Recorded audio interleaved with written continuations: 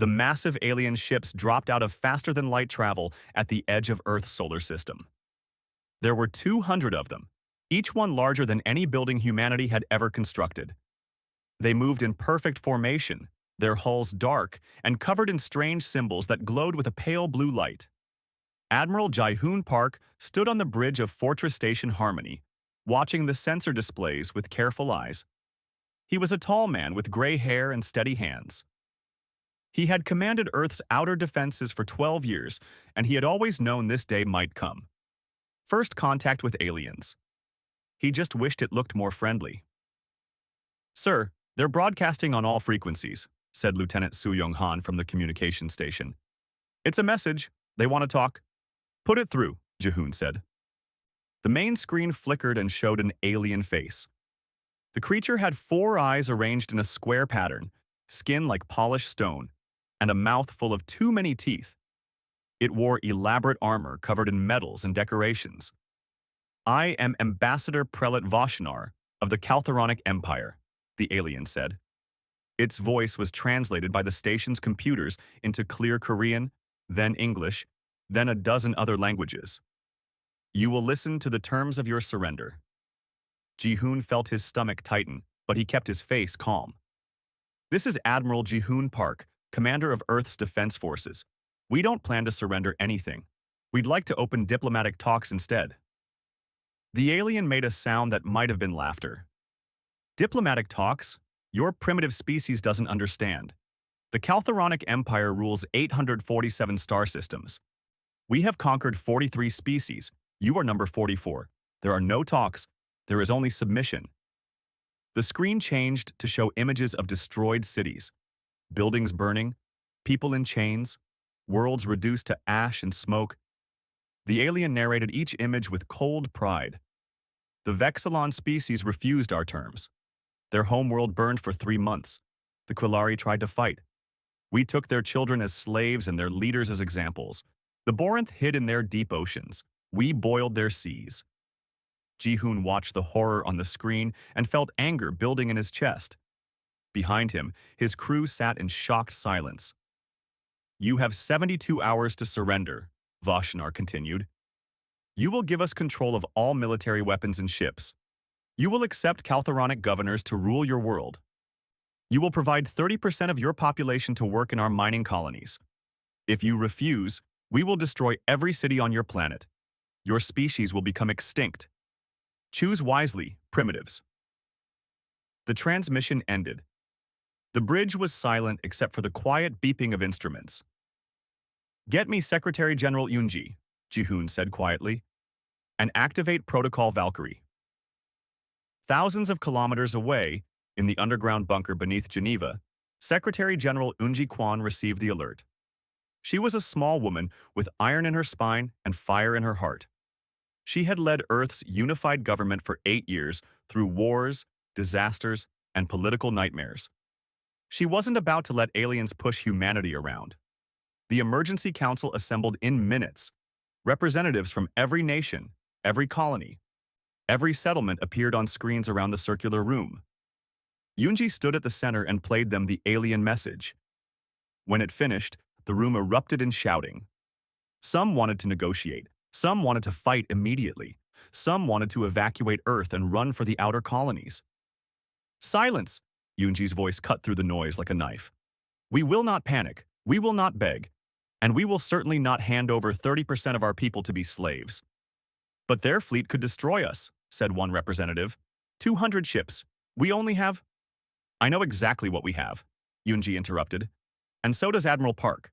The question is, do we kneel or do we stand?"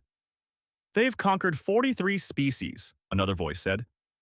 Maybe we should show them that humanity is not like the other 43, Yoonji said coldly. "We've been preparing for this possibility for 80 years. Since the moment we detected that first alien radio signal, we knew someone was out there. We prepared, we built, we planned. Protocol Valkyrie exists for exactly this moment." "You're talking about war," someone said. "I'm talking about survival," Yoonji replied. "On our terms, not theirs." She called for a vote. It took 4 hours of debate, but in the end, the decision was unanimous. Earth would refuse the ultimatum. Back on Harmony Station, Ji-hoon received the message. He nodded slowly and turned to his tactical officer, Lieutenant Hyun-woo Nam. "Send the signal," he said. "Activate all assets. Every ship, every weapon, every soldier. If they want Earth, they'll have to take it from our cold, dead hands." Hyun-woo's fingers flew across his console. Across human space, from the mines of Mars to the ice cities of Europa, from the floating platforms of Venus to the distant colonies circling other stars, encrypted messages went out. Protocol Valkyrie was active. Voshinar waited aboard his flagship, confident and amused. He had seen this before. The primitives always refused at first. They always thought they could fight. They always learned the truth too late. After 48 hours, Secretary General Ionji broadcast Earth's response. Her face appeared on every screen in the Caltharonic fleet. She spoke in calm, clear words. "Ambassador Prelate Voshnar, we have considered your ultimatum carefully. Our answer is no. We will not surrender our weapons. We will not accept your governors. We will not give you our people. We suggest you leave our solar system immediately. This is your only warning." Voshnar laughed so hard his 4 eyes watered. His officers joined in, the bridge of the flagship filling with alien laughter. "Prepare orbital bombardment positions," he ordered. "Target their largest cities. We'll give them a demonstration of what refusal costs. In 6 hours, their capital will be dust." But as the Caltharonic ships moved into attack formation around Earth's moon, something strange appeared on their sensors. Ships. Hundreds of ships. They seemed to materialize from nothing, dropping stealth fields that had hidden them perfectly. The Caltharonic fleet found itself suddenly surrounded by 800 human warships. On Harmony Station, Admiral Ji-hoon Park allowed himself a small, cold smile. "All ships," he said into the fleet-wide channel. "This is Admiral Park. They threatened our home. They threatened our families. They thought we were primitive. Let's show these bastards what humans do to bullies. All weapons free. Fire at will." The battle for Earth was about to begin. The moment Secretary General Yoonji delivered humanity's refusal, Minho Choi went to work. He sat in a bunker 3 kilometers below Seoul, surrounded by screens and tactical displays. Minho was the chief strategist of the Solar Defense Initiative, the secret organization that had been preparing for alien contact since 2095. His fingers moved across holographic controls, sending coded signals to every corner of human civilization. Protocol Valkyrie was no longer just a plan in classified files. It was real. It was happening. "All defensive platforms online," reported his assistant. "Mars, Europa, Titan, Ganymede. They're ready." "Good," Minho said. "What about the stealth fleet?" "Captain Nari Song reports ready. All 200 stealth frigates are in position." Minho nodded. The aliens thought they were so advanced.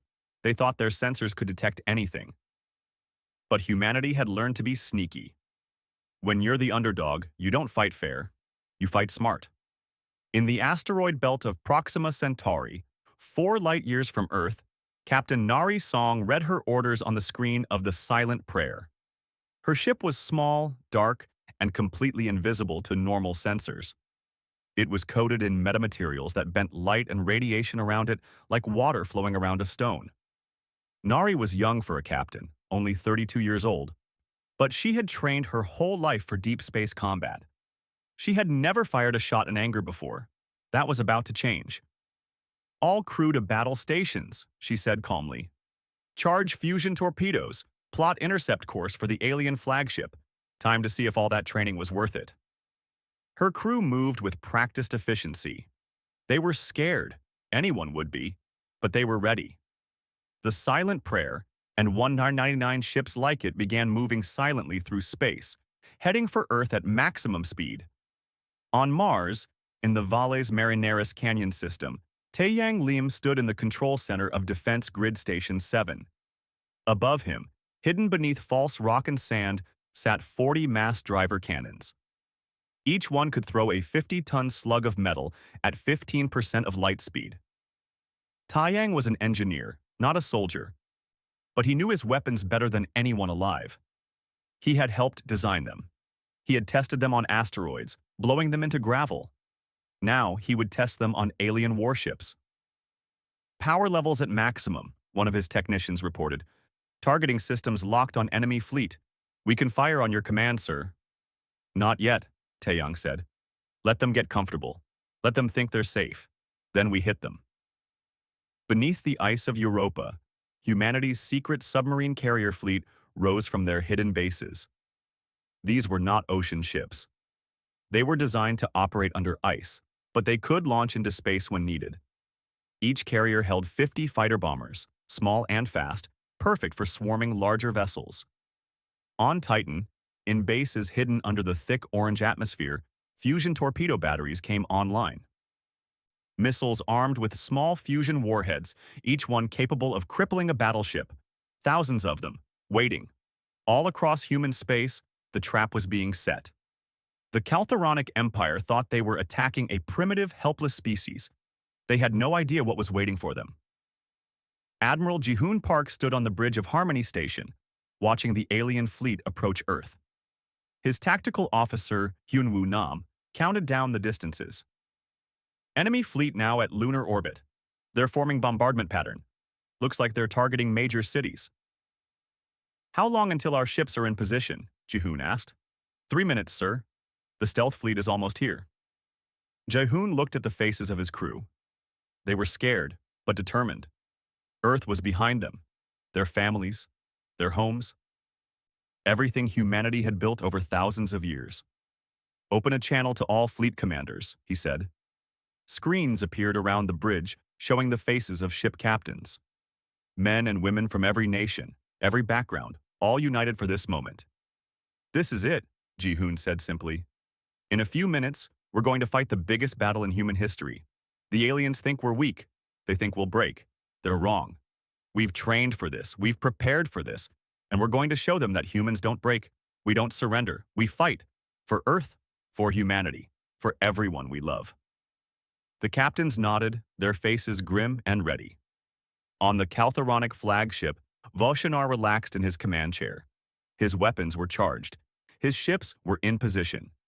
In 30 minutes, the human capital would be a smoking crater, and these primitives would beg for mercy. Ambassador Prelate, our sensors are detecting anomalies, one of his officers said nervously. What kind of anomalies? Unknown, sir. There are strange readings appearing around the fleet. Multiple contacts, hundreds of them. Voshinar sat up straight. Identify them. Sir, they're ships. Human ships. They're appearing out of nowhere. They were hidden somehow. The main display lit up with red icons. One red icon for every human ship. They surrounded the Caltharonic fleet in a sphere, covering every angle, every direction. 800 ships where there should have been nothing.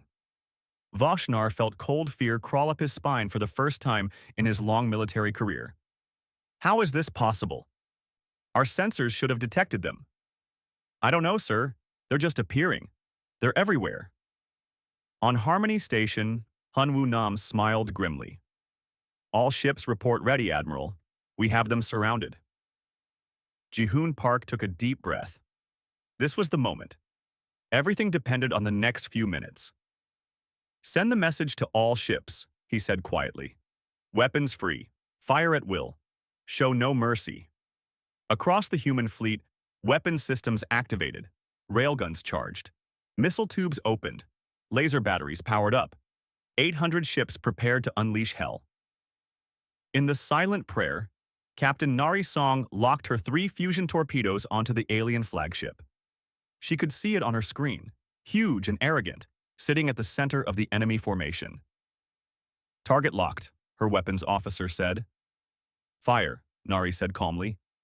3 missiles shot from her ship, accelerating at crushing speed toward the enemy flagship. They would hit in 45 seconds.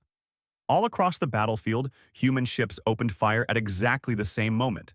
The ambush was perfect. The trap was sprung. The Caltharonic Ninth Fleet, undefeated in 200 years of conquest, suddenly found itself in a fight for survival. And they were losing. The first human volley hit the Caltharonic fleet like a hammer striking glass. 16 alien cruisers simply disappeared, torn apart by tungsten slugs moving at 45,000 kilometers per second. The railgun rounds punched through their shields as if they didn't exist, because the aliens had designed their defenses for energy weapons, not solid metal traveling at relativistic speeds. Commander Dongmin Kong watched from the bridge of the battleship Orion as his weapons found their targets. He commanded Battle Group Orion, 60 ships arranged in a precise formation. Direct hits on enemy cruiser Group 7, his tactical officer reported. All targets destroyed. Reload and fire again, Dongmin ordered. Don't give them time to adapt.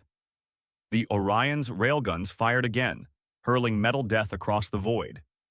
More alien ships died, their hulls shredded, their crews exposed to vacuum. Captain Nari Song's 3 fusion torpedoes reached the alien flagship Eternal Dominion. The first 2 were intercepted by point defense lasers, exploding in brilliant flashes of light. The third got through. It struck the engineering section and detonated. The fusion reaction was small and controlled, but at close range, it was devastating. The Eternal Dominion's reactor containment failed. The entire back half of the massive ship vanished in the explosion that rivaled a small sun. The shockwave destroyed 8 nearby Caltheronic vessels, crumpling them like paper. "Target destroyed!" Nari's weapons officer shouted. "Holy shit, we got the flagship!" But Nari was already moving. "Don't celebrate yet. Find another target. Keep firing." The silent prayer dove into the debris field, hunting for its next kill. On the Caltheronic command ship, Sovereignty's voice, Ambassador Prelate Voshnar screamed orders at his panicking crew. The flagship, Eternal Dominion, was gone. 16 cruisers were gone, and the humans were still firing. "Return fire! All weapons! Kill them all!" The Caltheronic fleet finally responded. Plasma missiles launched by the thousands, burning trails across space. Directed energy beams lanced out, powerful enough to cut mountains in half. The Ninth Fleet had conquered 43 worlds. They didn't break easily. Human ships began dying. The destroyer, Braveheart, took a plasma missile to the bridge and split in 2. The cruiser, Morning Star, was hit by 3 energy beams simultaneously and simply vaporized. The frigate, Dancing Blade, exploded when its reactor was breached. But for every human ship that died, 2 alien ships followed. The battle became chaos, a swirling melee of death and destruction in the space around Earth's moon. Pilot Su Young-han flew her fighter bomber, Raptor 7, through the debris field at maximum speed. Chunks of destroyed ships, some human, some alien, tumbled past her cockpit. She ignored them, focused on her target. "Raptor Squadron, form up on me," she said into her radio. "We're going for that battleship at coordinates Delta 4. 11 other fighters formed a V formation behind her. They were small and fast, easy to miss in the chaos. The alien battleship ahead of them was massive, bristling with weapons, but Su Young had identified its weakness. She had studied Caltheronic ship designs for months in training. "Target the sensor array on the dorsal hull," she ordered. "Precision strikes. 3, 2, 1, fire." 12 missiles hit the battleship's sensor cluster at exactly the same moment. The ship didn't explode, but suddenly it was blind, its targeting systems destroyed. Other human ships took advantage, pouring fire into the helpless vessel until it broke apart. On Mars, Taeyang Lim got his orders. "Defense grid. You are cleared to fire. Commence bombardment." "Finally," Taeyang muttered. He pressed the activation sequence. "All batteries, fire!" Hidden doors opened in the Martian surface. 40 mass driver cannons emerged and fired simultaneously. 50-ton slugs of solid tungsten accelerated down electromagnetic rails, building speed, building energy, until they launched into space at mind-breaking velocity. The projectiles crossed the distance from Mars to Earth's moon in minutes. They didn't need guidance systems or warheads. At the speed they traveled, simple kinetic energy was enough. When they hit like the wrath of an angry god. A Caltheronic heavy cruiser took one projectile amidships. The slug went through the ship like a bullet through tissue paper, leaving a perfectly circular hole 3 meters wide. Everything around the impact point simply ceased to exist, vaporized by the heat of friction. The cruiser broke in half and died. Another projectile clipped a destroyer, taking off its entire forward section. Another hit a carrier, punching through 5 decks before exiting the other side. Voshinar watched his fleet dying around him and felt something he had never experienced before. Fear. Real, cold, terrible fear. These primitives weren't supposed to fight like this. They were supposed to surrender. They were supposed to be easy prey. "All ships, evasive maneuvers," he shouted. "Reform the line. We can still win this." But reformation was impossible. The humans were everywhere, attacking from every angle. Their weapons were crude but effective. Their tactics were brutal and efficient, and they showed no mercy. Commander Dongmin Kong led his battle group in a direct charge at the enemy's center formation. His ship Orion took hit after hit, armor melting, hull breaching, but he didn't slow down. "All weapons, concentrated fire on that super dreadnought," he ordered, pointing at a massive alien ship that was anchoring the enemy line. 60 human ships fired as one. Railgun rounds, missiles, lasers, everything they had. The super dreadnought's shields collapsed. Its armor cracked. Its hull split open. It tried to run, but there was nowhere to go. The alien ship exploded in a cascade of secondary detonations, taking 3 more vessels with it. On Harmony Station, Admiral Ji-hoon Park coordinated the battle with cold precision. His communications officer, Lieutenant Sung-jae-bae, relayed targeting data to every human ship, ensuring they didn't fire on each other in the chaos. "Sir, the enemy is breaking formation," Sung-jae reported. "They're trying to scatter." "Don't let them," Ji-hoon said. "All pursuit squadrons, run them down. Nothing escapes. Nothing." Fast human corvettes and destroyers broke formation to chase fleeing alien ships. The Caltharans were learning the truth. Humanity had been the underdog in every war they had ever fought among themselves. They had learned to be vicious. They had learned to finish what they started. 6 hours into the battle, the Caltharonic Ninth Fleet was cut in half. 100 ships destroyed. The survivors were scattered, damaged, desperate. Voshinar's command ship was burning, half its systems offline, life support failing. But the humans didn't stop. They didn't accept surrender. They didn't show mercy. They just kept killing. Ambassador Prelate Voshinar sat in his damaged command chair, 4 eyes staring at displays showing the destruction of everything he had built his career on. The Ninth Fleet was dying. His ships, his crews, his reputation, all burning in the cold vacuum of space. "Get me a channel to the human admiral," he croaked. His breathing apparatus was damaged, making each word painful. "I will offer surrender terms." His communications officer, one arm hanging limp and bleeding, worked frantically at her console. "Channel open, Ambassador Prelate." Voshinar straightened as much as his injuries allowed.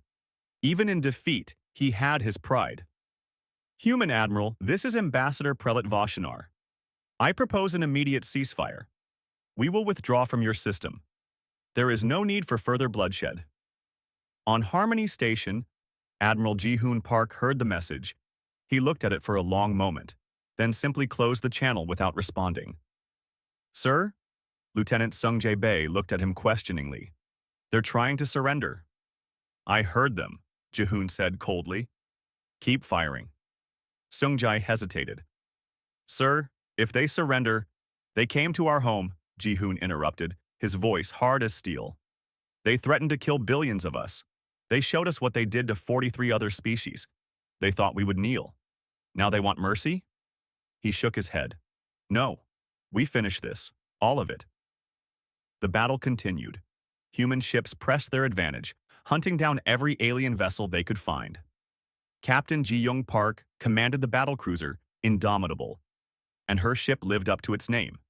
She had taken devastating hits, armor melted, 3 decks exposed to vacuum, half her crew dead, but she held her position in the firing line. "Ma'am, we should fall back for repairs," her first officer said. "We're barely holding together." "Not yet," Ji-young said through gritted teeth. "We finish our attack run first. Target that command cluster ahead. All remaining weapons, fire."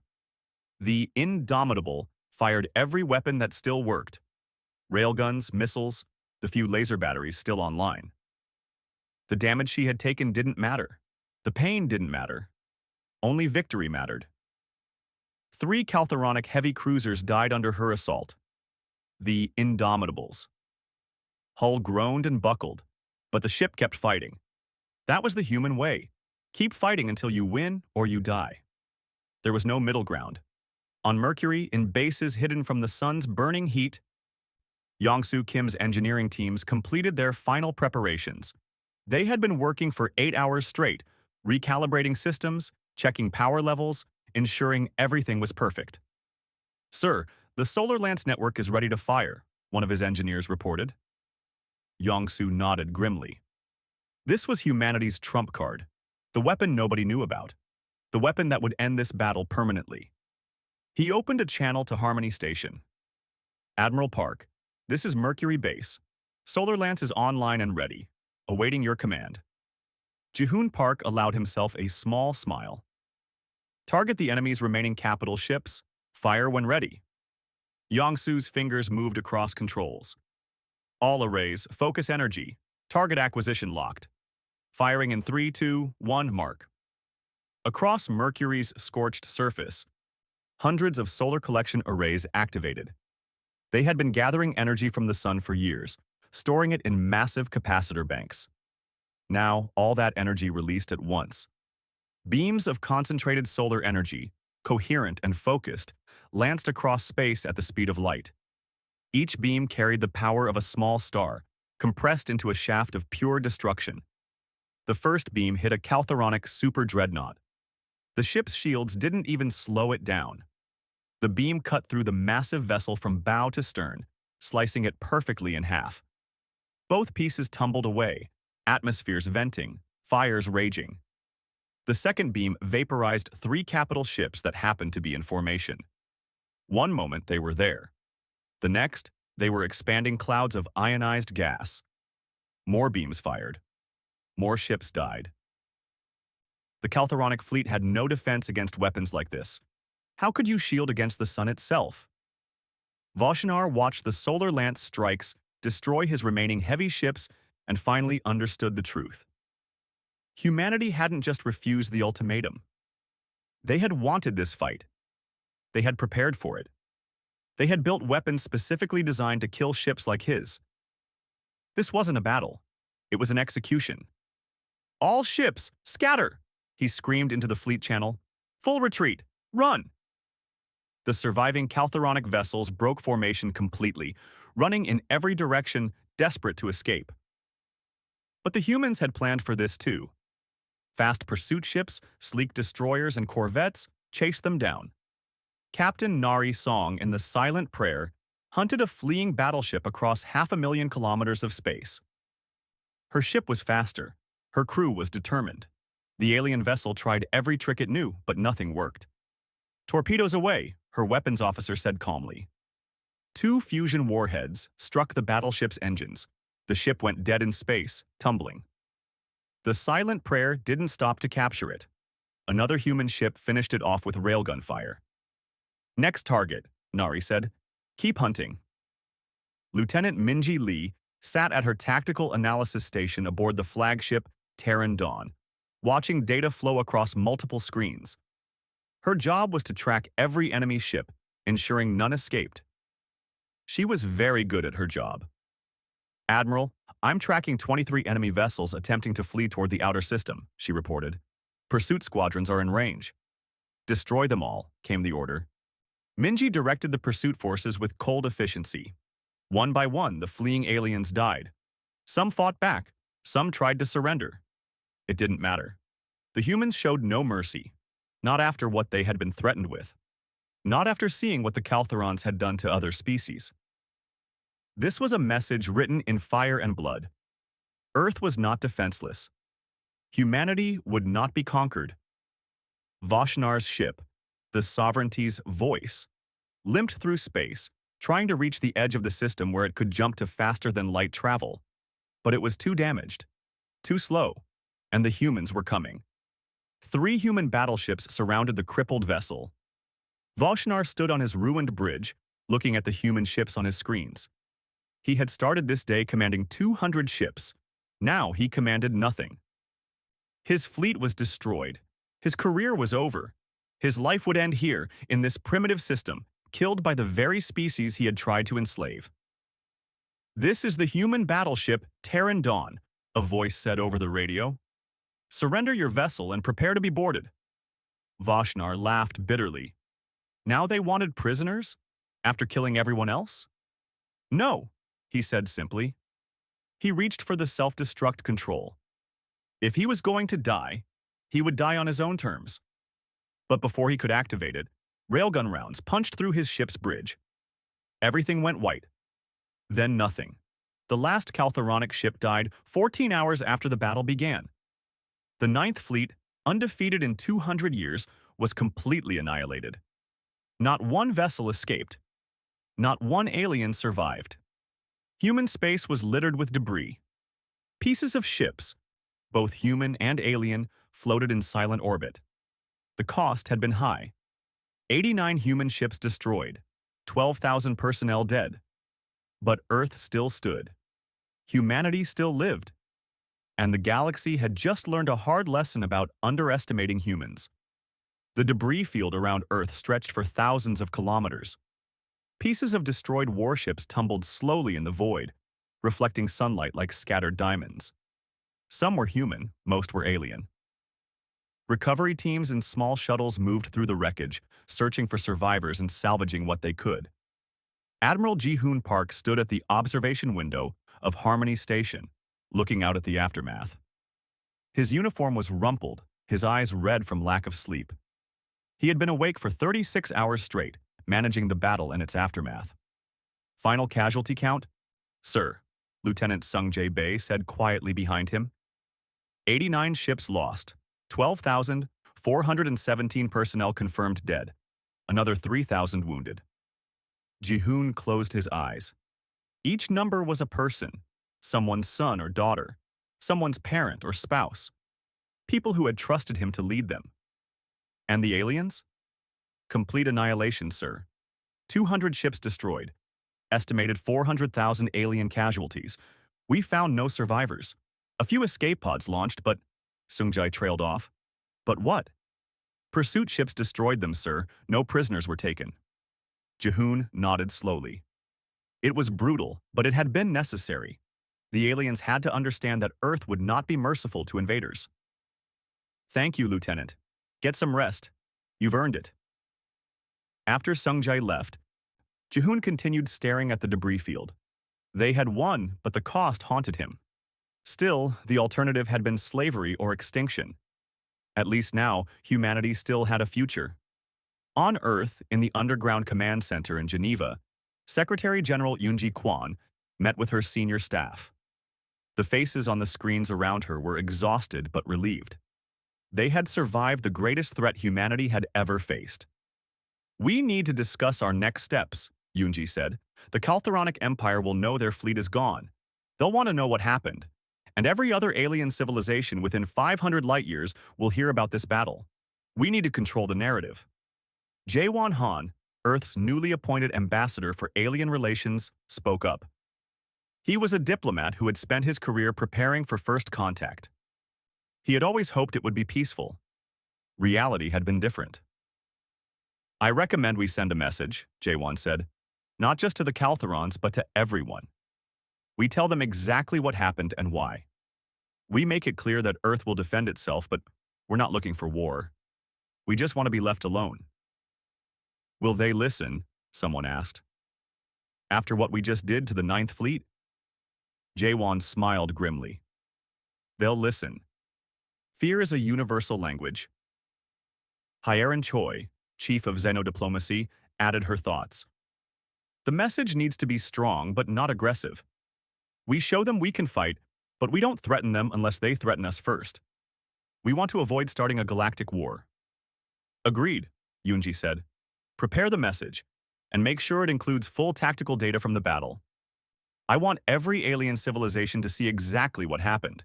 Let them draw their own conclusions." 3 days later, the message was ready. It was recorded aboard Harmony Station, with the debris field visible through the windows behind Secretary General Yoon-ji. The symbolism was intentional. The wreckage of the alien fleet was the clearest statement humanity could make. Yoon-ji stood straight, her voice calm and clear. Behind her, Admiral Ji-hoon Park stood at attention, representing humanity's military strength. This is Secretary General Yoon-ji Kwon, speaking on behalf of the people of Earth and all human colonies. 3 days ago, an alien fleet arrived at our world. They called themselves the Caltharonic Empire. They gave us an ultimatum: surrender our freedom, our weapons, and 30% of our population, or they would destroy our civilization. She paused, letting that sink in. We refused. The Caltharonic Ninth Fleet, 200 warships strong, attempted to carry out their threat. This message shows you what happened next.